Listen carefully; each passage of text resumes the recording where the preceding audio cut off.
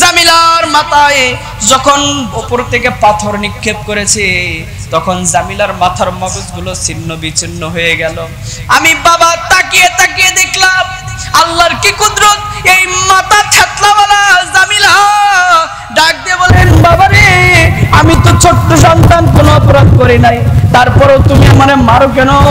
আমার একটা অপরাধের কথা বলে দাও, যেই অপরাধ করার কারণে তুমি আমারে হত্যা করতেছো। বাবা, আমি তোমার কাছে আবদার জানাই, দাবি করি বাবা, কোনোদিন বাবার পরিচয় দেব না, এই দেশে থাকবো না, তোমার সামনে কখনো আসবো না, একটা বারের জন্য তুমি আমারে মুক্তি দাও। কিন্তু আমি নিষ্ঠুর পাষাণ দাহিয়াতুল কলবি, তখন এতটা পাষাণ হয়েছিলাম, নবীর সামনে গল্প করতেছে, নবীর সামনে বর্ণনা করতেছে, এ রাসূলুল্লাহ, তখন এতটা পাষাণ হয়েছিলাম, সমাজ কি বলবে আর আমার এলাকার মানুষ কি বলবে, এই চিন্তাটাই আমার মাথার মধ্যে ছিল। বিধায় আমি আমার মনকে তখন ঘুরাইতে পারি নাই, ফিরাইতে পারি নাই। আমার সন্তানটাকে আমি পাথর দিয়ে মাথাটা থেতলা করিয়ে ওই মরুভূমির প্রান্তরে মাটি চাপা দিয়ে যখন চলে আসতেছিলাম, তারপরও আমার ওই ছোট্ট সন্তানটা ডাক দিয়ে বলতেছেন, মাটির নিচ থেকেও আওয়াজ ভেসে আসতেছে, ও বাবা গো, কি এমন অপরাধ করেছি যার কারণে আমারে মরুভূমির মধ্যে জীবন্ত কবর দিয়ে গেলা? ওই ডাকটা আমি দাহিয়াতুল কলবি, আজকে ইসলাম ধর্ম গ্রহণ করেছি, নবী আপনি বলেছেন জীবনের সমস্ত গুনাহগুলি মাফ হয়েছে, কিন্তু আমার কলিজার মধ্যে এখনো সান্ত্বনা পাই না। আমার মেয়েকে যে আমি নিজেই ভাবে হত্যা করেছি, আমার গুনাহ কি মাফ হবে? আমার নবী রাহমাতাল লিল আলামিন ডাক দিয়ে বললেন, ও দাহিয়াতুল কলবিরে, চিন্তা করো না, টেনশন করো না, যখন তুমি তোমার কন্যাকে হত্যা করেছিলে তখন তুমি ছিলে বেঈমান, তুমি ছিলেন মুশরিক, তুমি ছিলে মূর্তি পূজক, কিন্তু তুমি এখন আমি রাহমাতাল লিল আলামিনের উম্মত, তুমি এখন একজন খাঁটি মুসলমান, তুমি একজন আমার সাহাবী, তুমি একজন ভালো কাজকারী, তুমি একজন ইমানদার, তুমি একজন সালেহিন, তুমি একজন ন্যায়পরায়ণ, তুমি একজন সত্যবাদী যুবক, তুমি একজন আল্লাহর প্রিয় বান্দা হওয়ার কারণে আল্লাহ পাক রব্বুল আলামিন তোমার ইসলাম ধর্ম গ্রহণের পূর্বে যত গুনাহ করেছো সমস্ত গুনাহগুলি তোমার মাফ করে দিয়েছে। বলেন সুবহানাল্লাহ। সমস্ত গুনাহগুলি তোমার মাফ হয়ে গিয়েছে শুধুমাত্র ভালো পথে ফিরে আসার জন্য। কিসের জন্য বলেন? ইসলাম ভালো পথ না মন্দ পথ? ভালো পথ না মন্দ পথ? ঘুমাচ্ছেন? বলেন ভালো পথ না মন্দ পথ? ভালো পথ। ভালো পথে ফিরে আসার কারণে এত হত্যাকারী ব্যক্তি যদি ক্ষমা পেতে পারে, আমরা হত্যাকারী নই, আমরা চোর নই, আমরা ডাকাত নই, আমরা জুলুমকারী নই, লুণ্ঠনকারী নই, বিশাল বড় অপরাধী নই, সামান্য গুনাহগার বান্দা আমরা কি পারি না তওবা করে আল্লাহ তাআলার পথে ফিরে আসতে? পারি কি পারি না? ভালো মন্দ তো একটু জিজ্ঞেস করতেই হবে। যারা 5 ওয়াক্ত আসেন আলহামদুলিল্লাহ, সব সময় জিজ্ঞেস করা পড়ে। যারা 5 ওয়াক্ত আসেন না, জুমার দিনে যদি জিজ্ঞাসা না করি ইমাম হিসেবে কি দায়িত্ব পালন হয়? এই কারণে জিজ্ঞেস করছি। আবার আপনারা সবাই কেমন আছেন? আলহামদুলিল্লাহ। আল্লাহ ভালো রাখার মালিক, সুস্থতা দানের মালিক একমাত্র কে? আল্লাহ। আমরা সুস্থ শরীরে শান্ত মনে পৃথিবীর শ্রেষ্ঠ স্থান মসজিদে আসতে পেরে খুশি না বেজার? তাহলে আরো একবার শুকর গুজার করি, বলি আলহামদুলিল্লাহ। আল্লাহ রাব্বুল আলামিন বলেন, সুম্মা লা তুসআলুন্না ইয়াওমাইযিন আনিন নাঈম। বান্দা, তোমাদেরকে যে নিয়ামত দেওয়া হয়েছে প্রত্যেকটা নিয়ামত সম্পর্কে তোমাদেরকে জিজ্ঞেস করা হবে।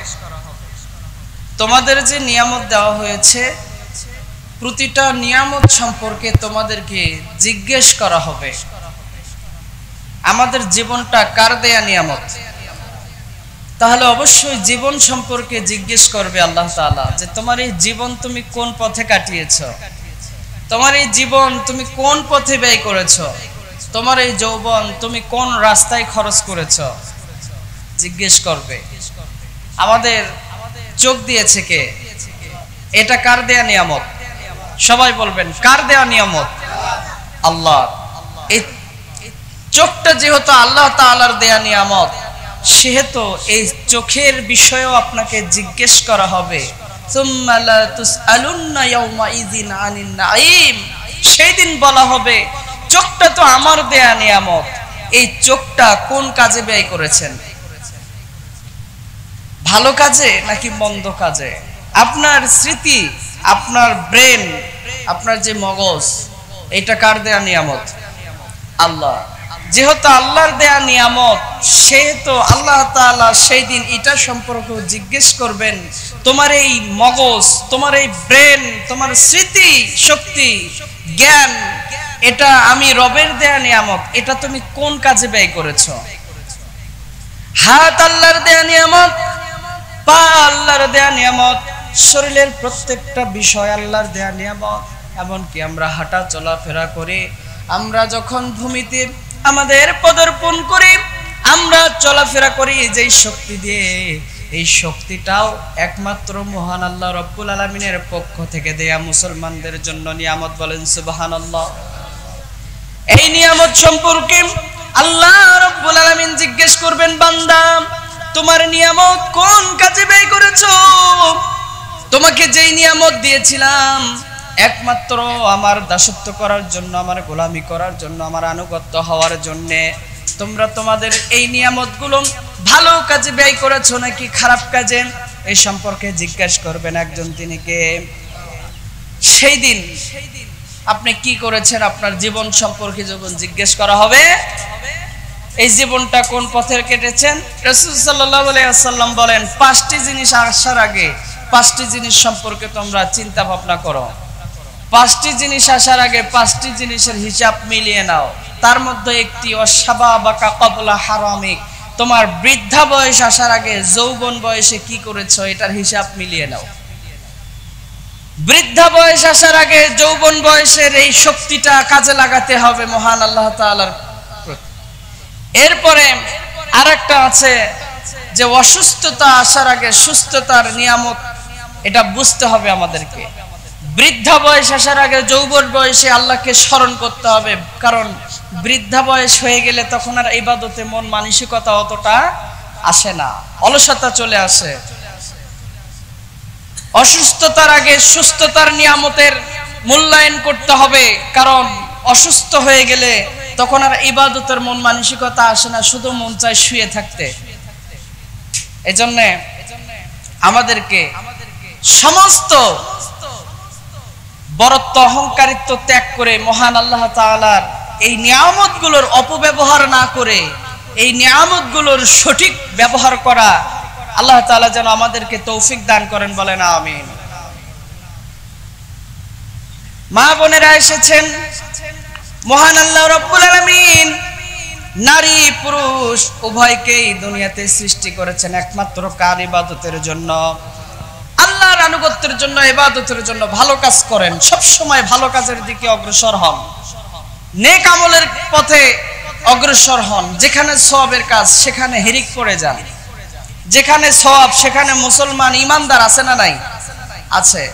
কারণ কিয়ামতের দিন ওই যে আপনার সামান্যটুকু সওয়াব আপনাকে জান্নাতে নেওয়ার জন্য যথেষ্ট হবে। সুবহানাল্লাহ বলেন। বনি ইসরাইলের যুগে আমার নবী বলেন, বনি ইসরাইলের যুগে একজন নারী ছিলেন, যেই নারী ছিল পতিতা নারী, যার বাহিরেও কালো ভেতরেও কালো। কালো বলতে কি বোঝাচ্ছি? মানে অপবিত্র, পতিতা, যে টাকার বিনিময়ে নিজের দেহটাকে বিক্রি করে দেয়। এই নারী, পতিতা নারী, সারা জীবন শুধু খারাপ কাজ করেছে, জিনা করেছে, ব্যভিচার করেছে, টাকার বিনিময়ে ফিরে ফিরে যেভাবে মন চায়, পাপে জর্জরিত জীবন। এই নারীটা একদিন এক কূপের ধারে বসেছিলেন, হঠাৎ করে দেখে একটা কুকুর হাঁপাইতে হাঁপাইতে কূপের কাছে চলে এসেছে। একটা কুকুর জিহ্বাটা ঝুলে দিয়ে তৃষ্ণার্ত অবস্থায় এই কুকুরটা যখন কূপের কাছে চলে এসেছে, কুকুরের তৃষ্ণা দেখে এই নারীটার মনে একটু দয়া হলো। তার যে কাঁধে ওড়না ছিল, এই ওড়নাটা ছিঁড়ে ছিঁড়ে ছিঁড়ে ছিঁড়ে লম্বা লম্বা করে একটা মাথার সাথে আর একটা মাথা ঘিরো দিয়ে ওই ওড়নাটা কূপের মধ্যে নামে দিয়ে ভিজায় নিয়ে কুকুরটা জিহ্বা বের করেছিল, এই জিহ্বার মধ্যে ওড়নাটা চাপ দিয়ে ওই ওড়নার পানিগুলো কুকুরের মুখে ঢেলে দিয়েছে। বলেন সুবহানাল্লাহ। ঘটনাটি সহিভাবে বর্ণিত হয়েছে। এই মহিলা কুকুরের তৃষ্ণার দৃশ্য দেখে কূপের মধ্যে তার ওড়না ছিঁড়ে ছিঁড়ে গিরো দিয়ে ওড়নাটা পানি পর্যন্ত পৌঁছানোর পর ওড়না তুলে পানি চিপিয়ে কুকুরের জিহ্বায় যখন পানি দিয়েছে, কুকুরটা জিহ্বা বের করা বন্ধ করে দিয়ে আকাশের দিকে তাকিয়েছিল কিছুক্ষণ, সেখান থেকে চলে গেলাম। আমার নবী সাহাবীদেরকে ডাক দিয়ে বলে, তোমরা ভালো কাজে প্রতিযোগিতা করো, ভালো কাজে সহযোগিতা করো। তোমরা শোনো, ওই বনি ইসরাইলের জিনাকারী মহিলা যার জীবন গুনায় পরিপূর্ণ ছিল, এই নারীটা কুকুরকে পানি পান করালো। তার কুকুরের প্রতি দয়া হওয়ার কারণে আল্লাহ পাক রব্বুল আলামিন তাকে এত পছন্দ করেছেন, তার এতটুকু ভালো কাজের বিনিময়ে তার জীবনের সমস্ত গুনাহগুলি ক্ষমা করে দিয়ে তাকে জান্নাতি বানায় নিয়েছেন। বলেন সুবহানাল্লাহ। এতটুকু ভালো কাজের কারণে। আমি আপনাদের এই জন্য বললাম ঘটনাটা, বনি ইসরাইলের যুগের ওই নারী যদি কুকুরকে পানি পান করানোর কারণে জীবনের গুনাহ মাফ পেয়ে জান্নাত পেতে পারেন, তাহলে আমরা তো মুসলিম, আমরা তো শেষ নবীর উম্মত, আমরা কি এতিমদেরকে মহব্বত করে, একজন ক্ষুধার্ত মানুষকে খাদ্য দিয়ে, এতিমদেরকে সহযোগিতা করে, সাধারণত ভালো কাজগুলোতে সহযোগিতা করে জীবনের গুনাহ মাফ পেতে পারি কি পারি না? জোরে বলেন, পারি কি পারি না? সে যদি কুকুরকে পানি পান করানোর কারণে জীবনের গুনাহগুলি মাফ পেতে পারে, তাহলে আমরা তো শেষ নবীর উম্মত, আমরা যদি মানব জাতিকে দয়া করি, ইহসান করি, এতিমদেরকে সাহায্য সহযোগিতা করে, যারা ক্ষুধার্ত তাদেরকে খাদ্য দান করে, যারা অসহায় তাদেরকে সহায়তা করি, তাহলে এই সাহায্য সহযোগিতা ভালো কাজে সাহায্য করার কারণে আল্লাহ খুশি হবে কি হবে না? হবে। আল্লাহ তাআলা আমাদেরকে তৌফিক দান করুন, বলেন আমিন। আমরা তো দুনিয়ার লোভ লালসা মায়া মহব্বতে পড়ে গেছি। আল্লাহ পাক রব্বুল আলামিনের হাবিব বলেন, ইল্লা মাতাউল গুরুর, এই দুনিয়া তার ধোঁকা ছাড়া আর কিছুই নয়। মহান আল্লাহ তাআলা বলেছেন, তোমরা যে দুনিয়ার মায়ে পড়েছো, ওয়াল হায়াতাদ দুনিয়া ইল্লা মাতাউল গুরুর, এই দুনিয়ার জিন্দেগি ধোঁকা ছাড়া আর কিছুই নয়। ধোঁকা বোঝেন? যারা যখন ঘুমে যান রাত্রিবেলা, ঘুমের মধ্যে স্বপ্ন দেখেছেন আপনি প্রধানমন্ত্রী হয়েছেন, সকালবেলা উঠে দেখেন যে বিছনায় প্রসাব করে শেষ করছেন, এটা হচ্ছে ধোঁকা। ঘুমের মধ্যে স্বপ্ন দেখেছেন কোটি টাকার গাড়ি কিনেছেন, বাড়ি করেছেন, কিন্তু সকালবেলা উঠে দেখেন টাটির বেড়া দিয়ে সূর্যের আলো দেখা যায়, এটা ধোঁকা না? এই দুনিয়াটা ধোঁকার মতো। আল্লাহ পাক রব্বুল আলামিন ডাক দিয়ে বলে, বান্দা, এই দুনিয়াকে সাজানোর জন্য, তোমার এই ছোট্ট জীবনটাকে সাজানোর জন্য তোমরা যে দুনিয়ার মহব্বতে পড়ে আমি রবের ভালো কাজগুলো তোমরা ভুলে গেছো, নেক কাজগুলো ভুলে গেছো। মনে রাখো, কিয়ামতের দিন একটা মাত্র নেকির জন্য একজন আরেকজনের কাছে ছুটে যাবে, কিন্তু সেই দিন তোমাদের কেউ কারো কোনো উপকারে কোনো কাজে আসবে না। বলেন ঠিক কিনা? সেদিন কেউ কারো কোনো উপকারে আসবে না, নেকির জন্য ছুটতে থাকবে, কোনো নেকি কাউকে দেওয়া হবে না। আপনি কি মনে করেছেন যাদের জন্য এত পরিশ্রম করতেছেন তারাও আপনাকে ভুলে যাবে? সবাই আপনাকে স্বার্থপর করে দেবে, স্বার্থপরের মতো সব রেখে আপনাকে চলে যেতে হবে, সবাই আপনাকে রেখে আবার চলে আসবে। নবীজি বলেন, বান্দা যখন কবরে যায় তার সাথে তিনটা জিনিস যায়, তার আমল, কিছু সম্পদ, তার পরিবার পরিজন, কিন্তু কবরের মধ্যে যাওয়ার পর শুধুমাত্র একটা জিনিস থেকে যায়, দুইটা জিনিস ফিরে আসে। একটা জিনিস থাকে, কেউ বলতে পারবেন কি? আমল। কি থাকে বলেন? সবাই বলেন, কি থাকে? আমল। নবীজি বলেন, তিনটা জিনিস কবরে যায় একজন মানুষের সাথে, এক পরিবার পরিজন, দুই কিছু সম্পদ, তিন আমল। আমল থেকে যায়, পরিবার পরিজন, আর ওই সম্পদটুকু ফিরে আসে। মসজিদের খাটিয়া, এটা একটা সম্পদ নয়? এটাকে বলা হয়েছে, এই যে কোদাল, কবর খোঁড়ার জন্য যে কোদাল, এই কোদালটাও মানুষ কিন্তু ঘুরে নিয়ে আসে, ফিরে নিয়ে আসে। এই যে সামান্যটুকু সম্পদ সাথে করে কবর পর্যন্ত নিয়ে যায়, পরিবার পরিজন যায়, পরিবার পরিজন মাটি দেওয়া শেষ হলে ওই সম্পদটুকু নিয়ে চলে আসে, আর আপনি শুধু থাকেন আপনার আমলটুকু নিয়ে। কিসের বড়াই করেন? কিভাবে আপনি নামাজ ছেড়ে, আল্লাহর হুকুম ছেড়ে নিজের মন গড়া মতো চলেন? আমার নবীজির কাছে একজন সাহাবী এসে ডাক দিয়ে বললেন, নবী, আমি জীবনে এমন গুনাহ করেছি, আপনি তো বলেছেন কেউ যদি বিধর্মী থেকে ধর্ম অবলম্বন করে, ইসলাম ধর্মের মধ্যে আসে, তার জীবনের গুনাহগুলি মাফ হয়ে যায়। কিন্তু নবী, আমি তো শান্তি পাই না, জানি কি জানি না আমার জীবনের গুনাহগুলো কখনো মাফ হবে কিনা, আমার বড় কান্না পায়, কলিজা ফেটে চিৎকার দিয়ে কাঁদতে মন চায়। নবী গো, নবী ডাক দিয়ে বলেন, সাহাবীরে তোমার কি হয়েছে? সাহাবী বললেন, কঠিন কঠিন গুনাহ করেছি, জীবনে আমার মতো গুনাহ আর কেউ করে নাই। ও নবী, আপনি যদি এই গুনার কথাগুলো শুনেন, আপনি আমাকে ঘৃণা করতে পারেন। নবী ডাক দিয়ে বলেন, আমি নবী রহমাতাল লিল আলামিন, ঘৃণা করার জন্য আমি নবীকে পাঠানো হয় নাই। তুমি কি গুনাহ করেছো তুমি আমারে বলতে পারো? গভীর মনোযোগ দিয়ে শুনবেন। আমার নবী রহমাতাল লিল আলামিন বলেন, দুনিয়ার মানুষেরা যখন কিয়ামতের দিন জাহান্নামের চিৎকার গর্জন ছুটে আসবে, তখন শুধুমাত্র দুইটা জিনিস জাহান্নামের আগুনকে নিভায় দিতে পারে। একটা জিনিস হচ্ছে আল্লাহ রাব্বুল আলামিনের দয়া, তার কুদরত, আর একটা জিনিস বান্দার চোখের পানি। বলেন সুবহানাল্লাহ। আল্লাহ পাক রব্বুল আলামিন তার এই বান্দা ডাক দিয়ে বললেন, নবী, এমন গুনাহ করেছি যেই গুনার কারণে আমি নিজেকে বড় অনুতপ্ত, বড় লজ্জিত মনে করি। নবী বললেন, কি গুনাহ করেছো বলো বলো। বলছে, নবীজি, আমি যখন জাহিলি যুগের মধ্যে ছিলাম, তখন আপনি অবশ্যই অবগত আছেন, নারীদেরকে হত্যা করা হতো, মেয়ে সন্তানের কথা শোনা হলে তাদেরকে জীবিত পুঁতে দেওয়া হতো, তাদের জীবনগুলো একদম নিমিষেই পাথর মেরে শেষ করে দেওয়া হতো, গর্তের মধ্যে নিক্ষেপ করা হতো।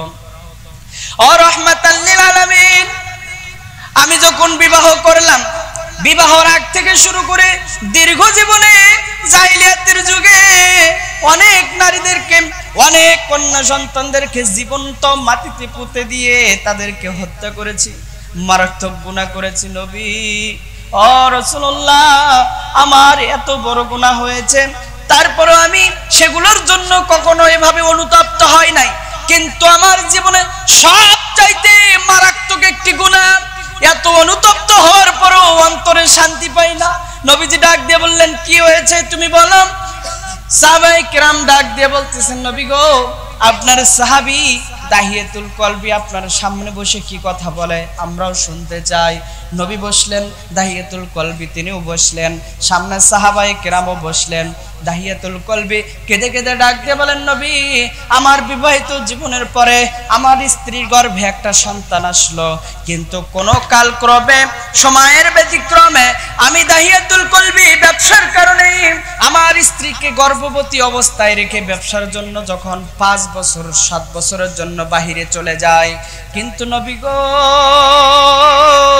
আমার স্ত্রীকে যাওয়ার সময় বলে গিয়েছিলাম, খবরদার শুনে রাখো, কান খুলে, আমি দাহিয়াতুল কলবি এই জামানার সবচাইতে হত্যাকারী একজন ব্যক্তি।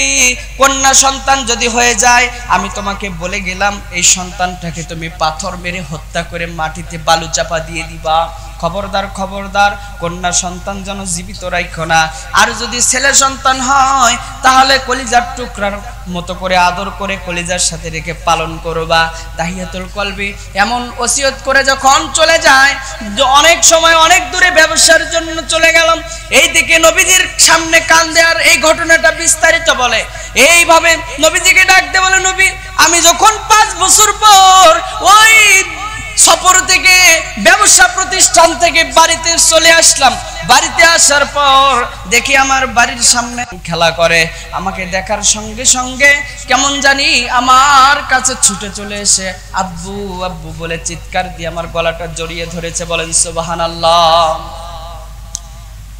দাহিয়াতুল কলবি নবীর সামনে বলেন, নবী, ঘটনাটা এমন ভাবে বর্ণিত হয়েছে, এটা আপনারা সবাই জানেন, তারপরেও শুধু ঈমান তাজা করার জন্য বলতেছি।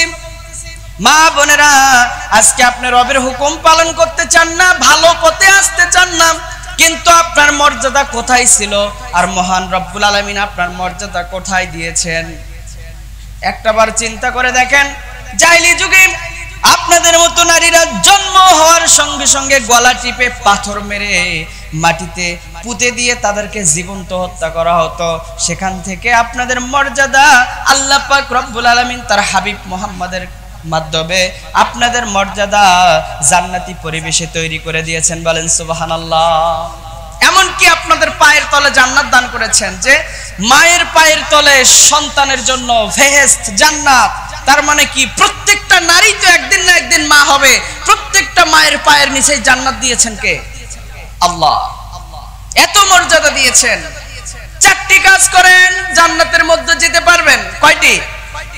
এত মর্যাদা দিয়েছেন। জান্নাতের নারীদের সর্দারিনী হবে ফাতেমা রাদিয়াল্লাহু তাআলা আনহা। বলেন সুবহানাল্লাহ। তিনি যতক্ষণ না জান্নাতে প্রবেশ করবেন ততক্ষণ কেউ জান্নাতে যেতে পারবে না।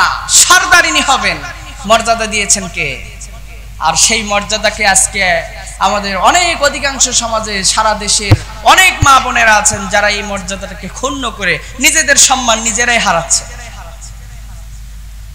দাইয়াতুল কলবি ডাক দিয়ে বললেন, নবী গো, আমি বাড়িতে ঢোকার সঙ্গে সঙ্গে আমার ওই গলা ধরা মেয়েটি যখন আমার দিকে তাকাইলো, কলিজার মধ্যে ধাক্কা লেগে গেল। মেয়ে সন্তান, আমার বাড়িতে মেয়ে সন্তান কার? রাগান্বিত হয়ে স্ত্রীকে ডাক দিয়ে বললাম, স্ত্রী রে, এই মেয়ে সন্তানটা কার? এত বড় মেয়ে সন্তান তো থাকার কথা নয়। এই যুগে মেয়ে সন্তান হলে তোমাকে বলছিলাম, এই মেয়ে সন্তানটা কার? স্ত্রী ডাক দিয়ে বললেন, স্বামী আপনি চিন্তা করবেন না, পেরেশানিত হবেন না। বাহির থেকে ব্যবসা থেকে এসেছেন, একটু ধৈর্য ধরে বসুন। স্বামী রাগান্বিত অবস্থায় তারপরও কন্ট্রোলে বসে পড়লেন। নবী আমি যখন বসে পড়লাম, আমার স্ত্রী মাথাটা নিচু করে দিয়ে আমার কাছে ডাক দিয়ে বললেন, দাহিয়াতুল কলবি রে, তুমি যখন আমারে বলে গিয়েছিলে যে গর্ভের সন্তানটা যদি মেয়ে হয় হত্যা করে দিতে, যদি ছেলে হয় রেখে দিতে, কিন্তু স্বামী আমি যখন আমার গর্ভের সন্তানটা ভূমিষ্ঠ করলাম, সন্তানের মুখের দিকে তাকিয়ে দেখি একদম তুমি দাহিয়াতুল কলবির মতো চেহারাটা নূরে নূরান্বিত হয়ে গেছে। বলেন সুবহানাল্লাহ। দাহিয়াতুল কলবি নামটা মনে হয় যে কালো ব্যক্তি, কিন্তু দাহিয়াতুল কলবি এমন একজন ব্যক্তি, তার চেহারাটা ছিল উজ্জ্বল, চমৎকার, নূরে নূরান্বিত একটা চেহারা। বলেন সুবহানাল্লাহ। ও স্বামী, আপনার মতো দেখতে এই কন্যা সন্তানটিকে আমি কিভাবে হত্যা করি? বাড়িতে একা। ও স্বামী, আমি তাকে মারতে পারি নাই, বড় মহাব্বত করে রেখে দিয়েছি। দাহিয়াতুল কলবি ভাবলো, এই মুহূর্তে যদি আমি তাকে হত্যা করি হয়তো আমাদের স্ত্রী স্বামীর মধ্যে গন্ডগোল হতে পারে। তাই তিনি একটু টেকনিক খাটালেন, হেকমা খাটালেন। ডাক দিয়ে বললেন, ঠিক আছে ঠিক আছে, আমি তোমাকে কিছু বলবো না, তবে আমার একটা গুরুত্বপূর্ণ দাওয়াত আছে। তুমি এই ছোট্ট কন্যা সন্তানটাকে সাজায় দাও, একে সাজায় দাও, সাজায় দাও, একে দাওয়াতে নিয়ে যাব আমার সাথে। এই কথা বলার সঙ্গে সঙ্গে স্ত্রী ডাক দিয়ে বলল, স্বামী আমার এই ছোট্ট সন্তানটাকে আর সাজাতে হবে না, কারণ এর সৌন্দর্যে মাধুর্য হয়ে আমি এর নাম রেখেছি জামিলা। বলেন সুবহানাল্লাহ। এর নামটা রেখেছি জামিলা, মানে সুন্দরী। এর নাম রেখেছি জামিলা। আপনি তাকে কোথায় দাওয়াতে নিয়ে যাবেন সেখানে নিয়ে যেতে পারেন। বলছে না, একটু গোসল করায় সুন্দর করে সাজায় দাও, ছোট বাচ্চা খুশি হয়ে যাবে। দাহিয়াতুল কলবি মনের মধ্যে আগেই প্রতিচ্ছবি এঁকে নিয়েছে যে কি করবে। বাড়ি থেকে স্ত্রীকে বলল দাওয়াতে নিয়ে যাবা। স্ত্রী মহা খুশি, হয়তোবা আমার স্বামী এই সুন্দর চেহারা ফুটফুটে বাচ্চাটার দিকে দেখার পর হৃদয়টা গলে গিয়েছে, হয়তো হত্যা করবে না, কিছু বলবে না। কিন্তু এই দাহিয়াতুল কলবি মেয়েটাকে হাতের ধরে সুন্দর করে আস্তে আস্তে নিয়ে যায়। যখন অনেক দূরে চলে গিয়েছে, মরুভূমি পার হয়ে, জঙ্গল পার হয়ে আবার মরুভূমির প্রান্তরে চলে গিয়েছে, এমন সময় নবীজির কাছে বসে সাহাবারা ঘটনা শুনে আর কাঁদে, নবীও কাঁদে, দাহিয়াতুল কলবিও কাঁদে। এই ঘটনা শোনার পরে সবাই যখন কাঁদে, দাহিয়াতুল কলবি ডাক দিয়ে বলে, নবী শুনুন শুনুন, এইবার আমার ওই ছোট্ট মেয়েটা, কলিজার টুকরা সন্তান আমার সাথে হাঁটে আর চলে। বাবা কই যাও কই যাও? আমরা যেখানে দাওয়াতে যাব সেই বাড়ি কি এখনো আসে নাই, এখনো কি সেই বাড়িটা খুঁজে পাও নাই? বাবা ডাক দিয়ে বলে এই তো আর একটু সামনে যাব। আর একটু সামনে যাওয়ার পর মরুভূমির প্রান্তরে যখন দেখে নির্জন এলাকা, একটা গর্ত খোঁড়া শুরু করে দেয়। এমন সময় আমার নবী রাহমাতাল লিল আলামিন জিজ্ঞেস করলো, তুমি গর্ত কেন খোঁড়ো? এইবার দাইয়াতুল কলবি বললেন, গর্ত খুঁড়তে খুঁড়তে নবী গো, আমার গর্ত খুঁড়তে খুঁড়তে যখন কোমর পর্যন্ত গর্ত হয়ে যায়, ছোট্ট মেয়েটা গর্তের পাশে খেলা করে আর বলে, বাবা তুমি এই মরুভূমির মধ্যে কেন গর্ত খুঁড়তে চাও? কেন গর্ত খোঁড়ো, একটাবার কি বলবা না? বলছে, বাবারে এখানে গর্ত করি তুমি দেখতে পাবা এখানে চমৎকার কিছু হবে, চমৎকার একটা জাদু হবে। এরকম ফুসলায়া ফাসলায়া ওই সন্তানটাকে একটু পারে বসে রেখে, সাইডে বসে রেখে সে গর্ত খুঁড়তে রাখে। গর্ত মরুভূমির প্রান্তরে গর্ত খুঁড়তে যেয়ে দাইয়াতুল কলবি ঘেমে যান। এই ছোট্ট বাচ্চাটার সামনে যখন বসে যান, ছোট্ট বাচ্চাটা তার জামাটা হাতের সাথে নিয়ে দাইয়াতুল কলবির কপাল এবং মুখগুলো মুছে দিতে থাকে। দাইয়াতুল কলবি শুধু মেয়ের দিকে তাকায়, কিন্তু সামাজিকতা রক্ষার জন্য যে এত জীবন কন্যা সন্তান, মানুষের কন্যা সন্তানকে হত্যা করেছে, এখন যদি নিজের কন্যা সন্তান ঘরের মধ্যে রাখি, মানুষ সিসি করবে যে সারা জীবন আমাদের সন্তানদেরকে হত্যা করে তোমার সন্তানটিকে তুমি ঘরে রেখেছো। এই সম্মান রক্ষা করার জন্য শুধুমাত্র জীবন্ত কন্যা সন্তানকে মৃত্যুর মুখে পতিত করার জন্য গিয়েছে। দাইয়াতুল কলবি এবার মায়ের নজরে তাকায়, কিন্তু তারপরেও মায়া হয় না। কারণ সমাজ কি বলবে, সমাজে কিভাবে মুখ দেখাবে? আমি দাইয়াতুল কলবি, আমার ঘরে কন্যা সন্তান থাকতে পারে না। এই জন্য দাইয়াতুল কলবি নবীর সামনে এবার বলতেছেন, নবী আমার সেই মেয়েটা আমার কপাল মুছে দেয়, গাল মুছে দেয়, ঘাড় মুছে দেয়, শরীর মুছে দেয়। ছোট্ট বাচ্চাটা আমাকে এত মহব্বত করলো, আমার কথা এখনো তার কথা আমার অন্তরের মধ্যে মনে আছে। নবী আমার দাড়িতে মাটি ভরেছিল, আমার দাড়ির ফাঁকে ফাঁকে মাটি যখন ছিল, এমন সময় আমার ওই ছোট্ট মেয়েটা মাটিগুলো ঝাড়িয়ে দিত। সুবহানাল্লাহ বলবেন না? মাটি ঝেড়ে দিত। আমি এক সময় গর্ত খোঁড়া যখন শেষ করে দিলাম, গর্ত খোঁড়া শেষ করে দেওয়ার পর আমার মেয়েটাকে বললাম, মারে তুমি দেখো তো গর্তের মধ্যে কি আছে। যখন আমি আমার মেয়ে জামিলাকে গর্তের কিনারায় নিয়ে দাঁড় করায় ডাক দিয়ে বললাম, দেখো গর্তের মধ্যে কি বের হয়েছে। আমার ছোট্ট 5 বছর 6 বছরের জামিলা যখন গর্তের কিনারায় চলে গিয়েছে, ও নবী আমি নিষ্ঠুর বাবা ওই গর্তের মধ্যে আমার জামিলাকে এমন ভাবে ধাক্কা দিয়েছি, আমার জামিলা দাম করে গর্তের মধ্যে পুরে চটপট করতে লাগলো। আর যখন দেখলাম গর্তের মধ্যে পড়ার পর তারপরেও তার মৃত্যু হয় নাই, এমন সময় আমি আমার জামিলাকে উপর থেকে একটা পাথর নিয়ে জামিলার মাথা বরাবর একদম মেরে দিয়েছি। পারি আল্লাহ তাআলা আমাদেরকে সঠিক বুঝ দান করুন, বলেন আমিন। সম্মানিত উপস্থিতি, আমরা ভালো কাজ করব, ভালো পথে ফিরে আসব, আল্লাহ তাআলা আমাদেরকে তৌফিক দান করুন, বলেন আমিন। ভালো কাজ কি? আল্লাহ পাক বলেন, আইয়ুকুম আহসানু আমালা, তোমরা ভালো ভালো কাজগুলো করো, যে কাজগুলো সবচাইতে বেশি সুন্দর। 5 ওয়াক্ত নামাজ পড়া ভালো কাজ না খারাপ কাজ? এটা সবচাইতে ভালো কাজ। নবীজির কাছে এসে জিজ্ঞেস করা হলো, আইয়ুল আমালু হাব্বু ইলাল্লাহ, সবচাইতে প্রিয় ভালো কাজ আল্লাহর কাছে কোনটি? ক্বালা আস-সালাতু আউয়ালি ওয়াক্তিহা, নবী করিম সাল্লাল্লাহু আলাইহি সাল্লাম বললেন, সময় মতো 5 ওয়াক্ত নামাজ পড়া। সুবহানাল্লাহ বলবেন না? কি মতো বলেন তো? সময় মতো 5 ওয়াক্ত নামাজ পড়া। সময় কোনটা? আউয়ালি ওয়াক্তিহা, ক্বালা আউয়ালি ওয়াক্তিহা, ক্বালা আউয়ালি ওয়াক্তিহা, প্রথম ওয়াক্তে সময় মতো 5 ওয়াক্ত নামাজের হেফাজত যে করবে, আল্লাহ তাআলা তাদেরকে সবচাইতে বেশি ভালোবাসবে। সুবহানাল্লাহ বলেন। প্রথম ওয়াক্ত কোনটা? প্রথম ওয়াক্ত কোনটা? ওয়াক্ত শুরু হয় 12টার সময়, ধরেন 12টায়। আপনি যদি 12টার নামাজ 4টার সময় পড়েন, এটা কি ওয়াক্ত? 12টার নামাজ যদি 2টার সময় পড়েন, এটা কি ওয়াক্ত? মা বোনেরা এসেছেন, আপনারা কাজে এত ব্যস্ত, সংসার করে এত ব্যস্ত, জোহরের নামাজ আসরের সময়ও পড়ার সময় পান না, অর্থাৎ জোহর আসর মাগরিব একসাথে করে নেন। মা বোনেরা, জোহরের নামাজ কাজ করতে করতে 2টা 3টা 2:30 বেজে যায় না, এরকম করে জান্নাতের আশা করা যায় না। আল্লাহর নবী বলেছেন, সবচেয়ে প্রিয় আমল আউয়াল ওয়াক্তে নামাজ পড়া, সঠিক সময়ে নামাজ পড়া। আজান হয়েছে, গোসল করেন, ওযু করেন, পবিত্রতা অর্জন করে যায় নামাজে দাঁড়িয়ে যান। এই প্রথম ওয়াক্তের নামাজ আল্লাহর কাছে সবচেয়ে বেশি প্রিয়, বলেন সুবহানাল্লাহ। ভালো আমল কি আমি এটা বলতেছি? এক নাম্বার নামাজ পড়া। নামাজ পড়লে আমল ভালো হয়, আমল ভালো হলে ঈমান ভালো হয়, ঈমান ভালো হলে আল্লাহর ভালোবাসাটাও ভালো হয়। আর আল্লাহ যাকে ভালোবাসে তার জন্য জান্নাতের নাজ নিয়ামত, জান্নাতের ঘরটাও ভালো করে দেয় কে? একটার সাথে আরেকটার সম্পর্ক আছে না নাই? একটার সাথে আরেকটার সম্পর্ক। ভালো কাজ করেন, ভালো কিছু পাবেন ইনশাআল্লাহ। ভালো কাজের মধ্যে 5 ওয়াক্ত নামাজ। 2 নাম্বার নবীজির কাছে জিজ্ঞেস করা হলো, ইয়া রাসূলুল্লাহ, অন্যত্র হাদিসের মধ্যে আল্লাহর কাছে সবচাইতে ভালো আরো একটা আমল কি? সবচাইতে ভালো আমল কোনটি? নবীজি বললেন, তুমি কষ্টের সময়, তোমার অসহায়ত্বের সময়, আর তুমি গরিব যখন থাকবে, যখন অসহায় থাকবে, তোমার কিচ্ছু নাই, তারপরেও তুমি যখন আল্লাহর রাস্তায় দান করবে, এই দানটা আল্লাহর কাছে সবচাইতে বেশি ভালো একটা আমল, বলেন সুবহানাল্লাহ।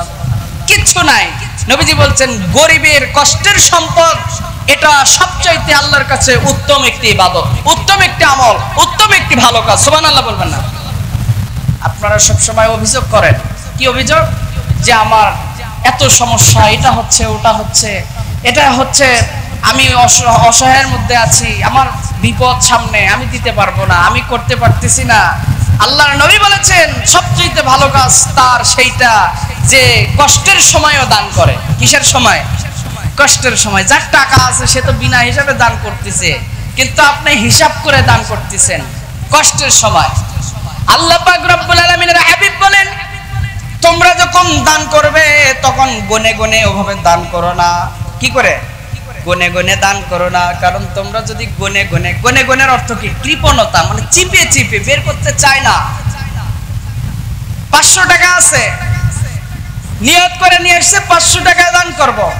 শয়তান মনের মধ্যে ধোঁকা দিয়েছে, 500 টাকার মধ্যে তোমার এখন 400 টাকা দিয়ে একটা চশমা কেনা দরকার, অথবা 200 টাকার তোমার হোটেলে নাস্তা করা দরকার, অথবা তুমি ওয়াজ মাহফিলে আসছো 500 টাকা দান করার জন্য, এখান থেকে 50 টাকার জিলেপি খাওয়া দরকার। শয়তান ধোঁকা দেয় কি দেয় না? দিছে। এই যে এখন চিন্তা করতেছে তাহলে জিলাপি খেয়ে নাই, বাকি টাকাটা দান করে দেব। এই যে গুনে গুনে চিপে চিপে দান করে।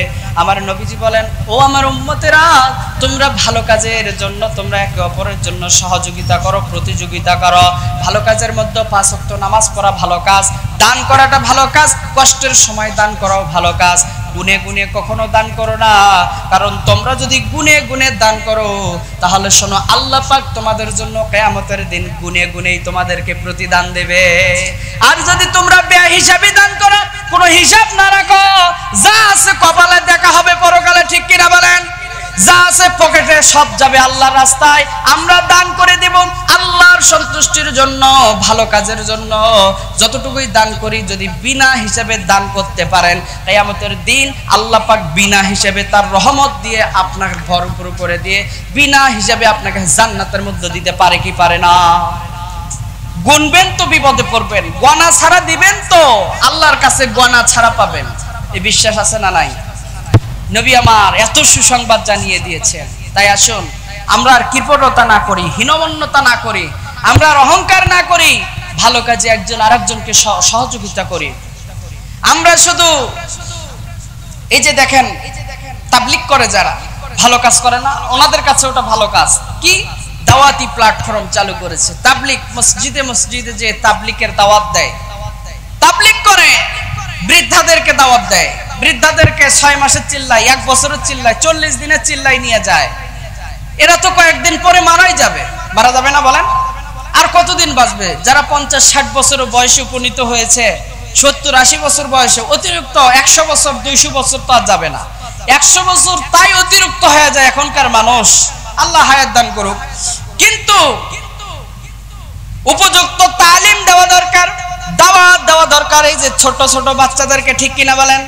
কারণ এদের জিন্দেগিটা অনেক লম্বা, এরা কেবল 5-10 বাঁচিয়ে রাখলে আরো 60-70 বছর বাঁচতে পারে কি পারে না? এদের বংশ থেকে কিয়ামত পর্যন্ত মানুষ আরো বৃদ্ধি হতেই থাকবে। এদেরকে যদি ভালো বানানো যায় তাহলে পুরো সমাজটা ভালো হয়ে যাবে। পুরো সমাজ যদি ভালো হয় পুরো দেশটা পর্যন্ত ভালো হয়ে যাবে। সুবহানাল্লাহ বলেন না।